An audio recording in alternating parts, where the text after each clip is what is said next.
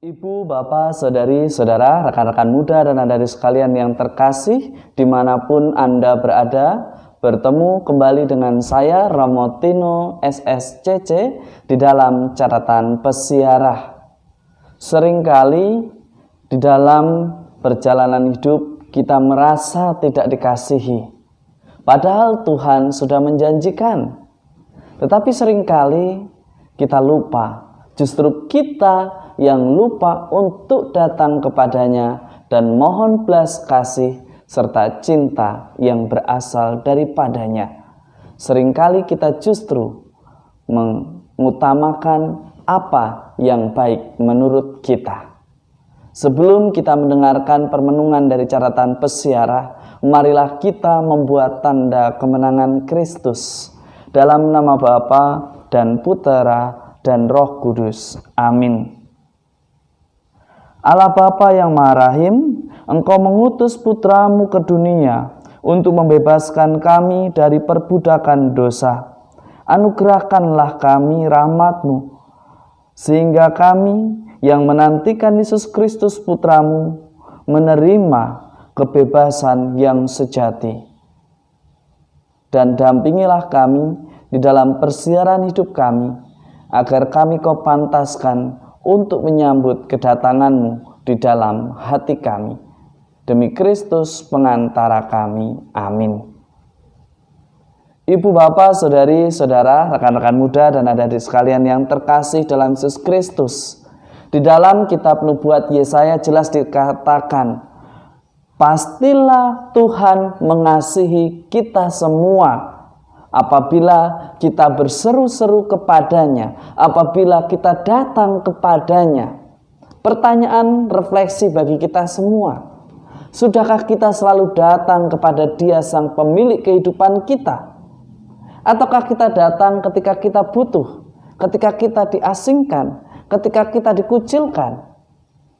Tuhan meminta kita semua untuk selalu taat dan setia dengan apa yang kita imani. Datanglah kepadanya, bersyukurlah, dan mohonlah apa yang terbaik untuk hidup kita di dalam persiaran hidup kita menurut kehendaknya. Di dalam Injil hari ini, Yesus mengingatkan di dalam Injil Matius bahwa kita semua dipanggil. Hanya menjadi aneh ketika di dalam perjalanan hidup kita, ketika bertanya, kamu mau jadi apa? Tidak tahu, ngikut saja. Apa yang harus kamu lakukan di tengah pandemi COVID? Ya, menunggu sampai masa pandemi COVID habis. Kita dipanggil untuk bersaksi. Kita dipanggil untuk berbagi. Kita dipanggil untuk menjadi inspirasi bagi orang lain. Beriman berarti kita berinovasi, memberikan daya pikir yang kreatif, menciptakan peluang kerja, menciptakan inspirasi yang bisa mengajak orang untuk bertahan hidup di tengah pandemi COVID ini dengan cara yang tepat dan benar. Itulah yang Tuhan kehendaki. Panggilanmu, panggilanku, panggilan kita semua saat ini ialah berani menjadi orang beriman yang kreatif dan inovatif. Artinya bagaimana? Di tengah pandemi COVID-19, meskipun semuanya serba terbatas, beranikah kita membuat terobosan baru? Jangan hanya bisanya mengeluh dan mengeluh. Kita semua dipanggil, lihatlah. Melihat orang banyak itu tergeraklah hati Yesus oleh belas kasih. Melihat situasi ini, kalau kita mengasihi Tuhan, mengasihi sesama kita, mestinya kita berani keluar dari zona nyaman kita. Tetapi bukan berarti kita mengabaikan yang namanya protokol kesehatan, yang namanya menjaga jarak, rajin mencuci tangan, memakai masker, dan menghindari kerumunan.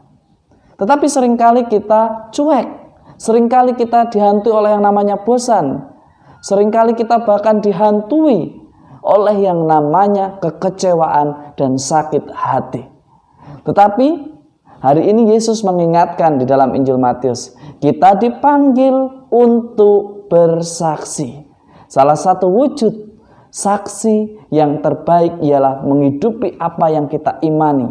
Dan ciri-ciri orang yang beriman ialah dia kreatif, inovatif, pembawa kedamaian, bukan pembenci, bukan pemecah, tetapi pemersatu.